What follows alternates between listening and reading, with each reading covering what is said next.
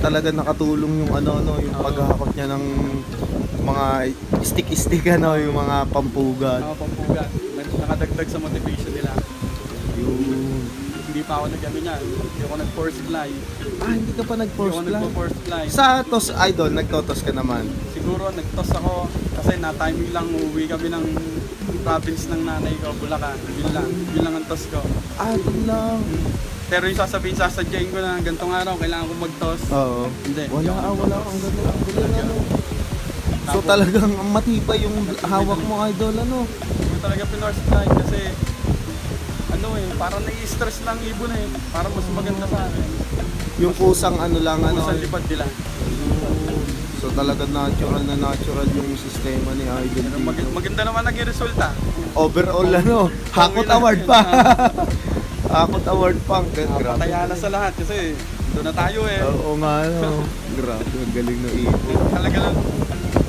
Ibar na ako all-in. Hindi ako sumang. Hindi ko sila. Hindi ko sa pinagkatiwalaan sa Survivor. Di ba? Tinayang mo. So bali nag-doubt pa yun pero grabe. Kasi nga, pinaniniwala ko yung sinasabi ng mga veteranong pansier na pang middle distance, pang long distance. Ayun, sayang Naniwala ako doon. Pwede palang baliin yung mga ganun paniniwala. So bali sisira sana ng sistema nila idol. Grabe, sayang. So yun, kung makikita nyo guys, natural lang na sistema yung ginamit ni idol dito. Pero ayan. Wala pa ang video.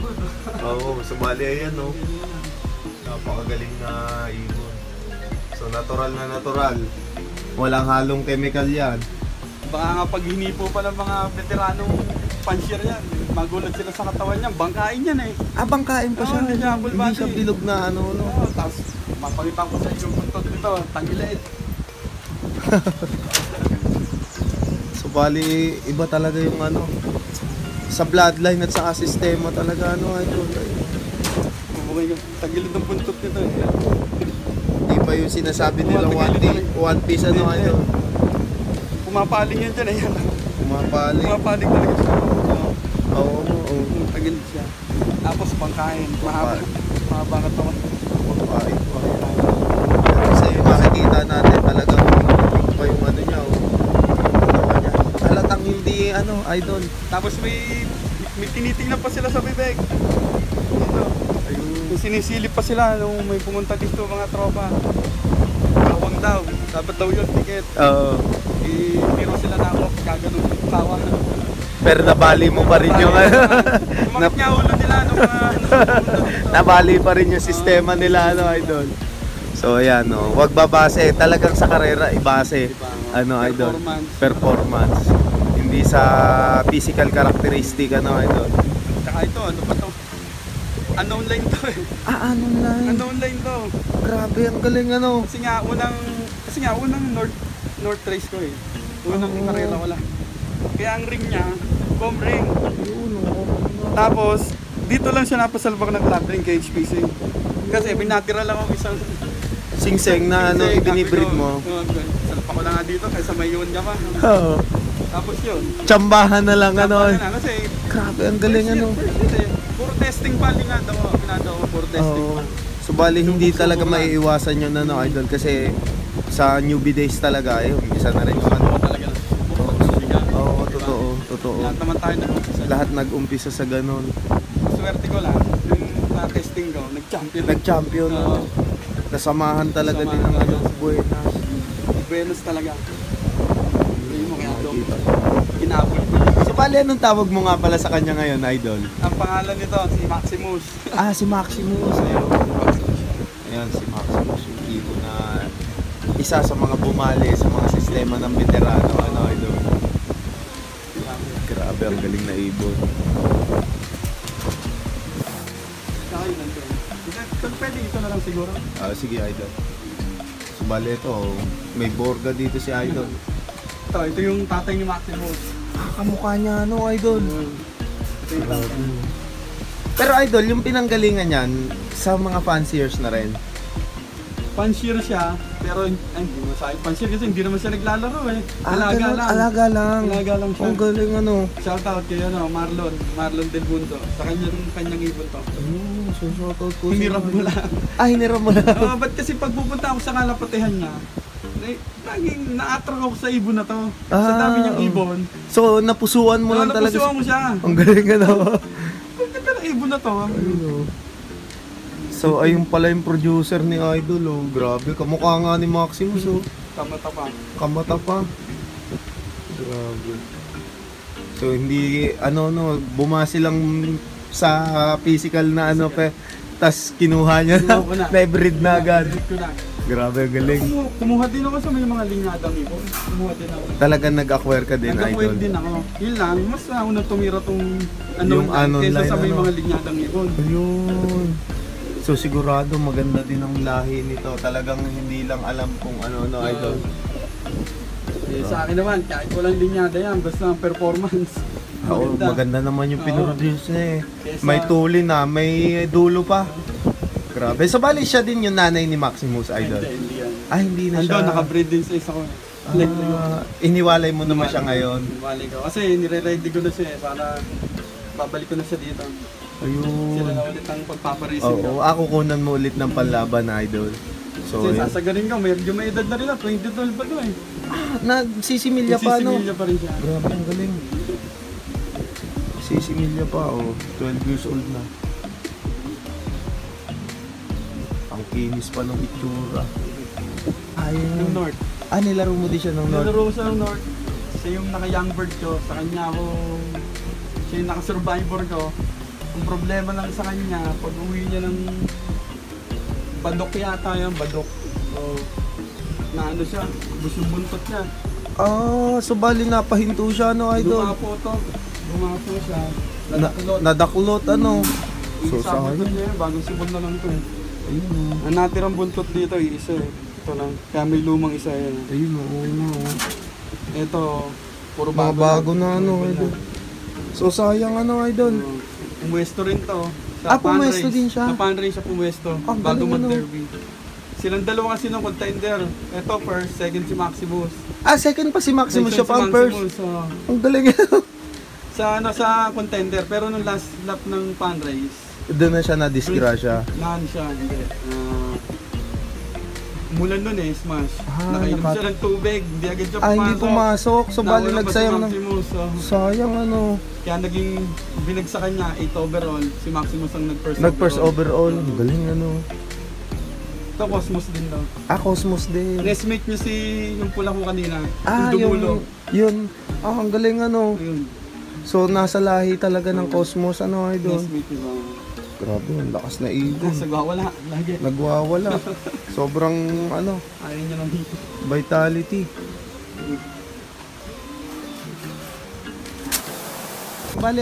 Bali, Idol, ano pong maibibigay nyo pong tips para sa mga kanyubi natin na gusto din pasukin yung pigeon industry? Dahil ayun, sa ngayon, ang laki na ng pigeon industry sa atin sa Pilipinas. So bali, ano po yung may share nyo as a newbie din po? Share ko lang sa mga kapwa ko newbie. Yun nga, ako bilang newbie mistake ko noon. Bili ako ng mga kung ano-anong gamot online. Subo ko ng subo. Dahil makapanood ko sa mga ini-endorse ng mga sikat na pan-share. Opo. Talaga mapapabili ka talaga. Minsan, na-over na, nasusulog na yung ibon. Kasi subo natin ang kung ano-anong gamot. Tsaka, yun din, mag-alaga kayo ng kaya nyo lang i-maintain yung condition nila. Kaya mag-alaga ng magparami na hindi nyo naman kayang maintain yung condition nila.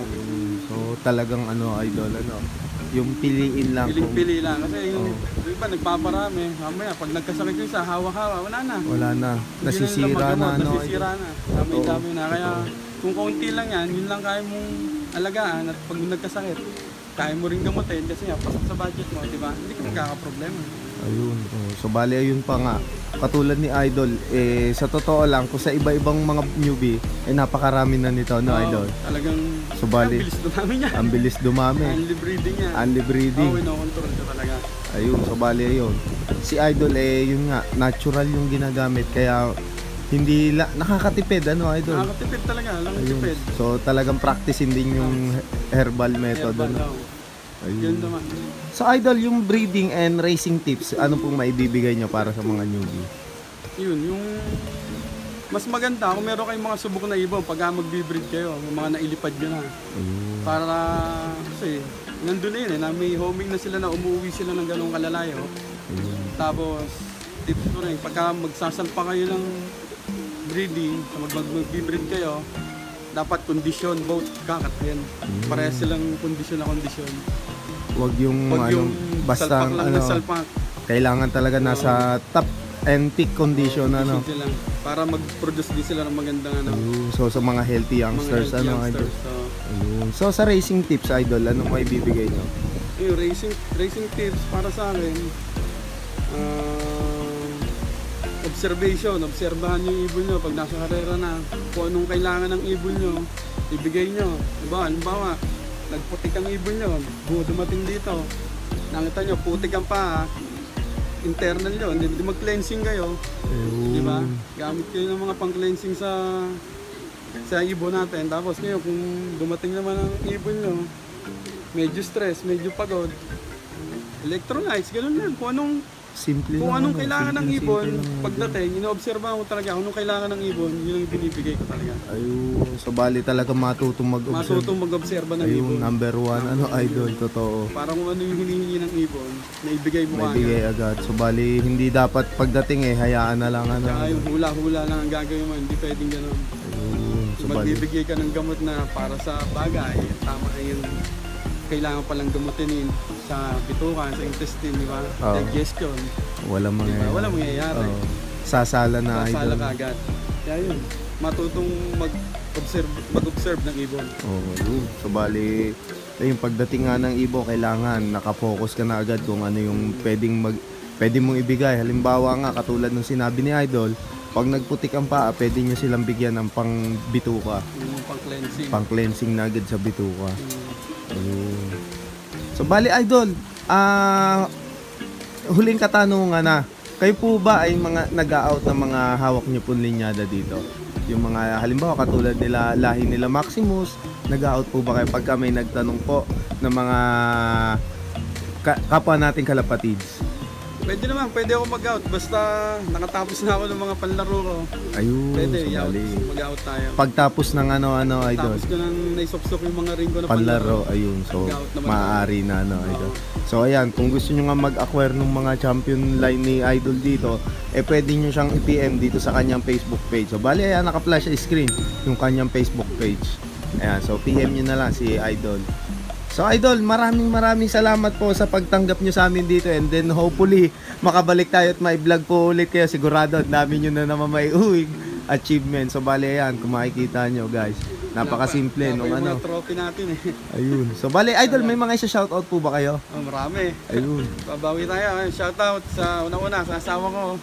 Shoutout kay Edmund Galang, kay Marlon Del Mundo, kay Jonathan, kay pare Alvin Marks, kay pare Erickson Boy Trinidad, tsaka kay pare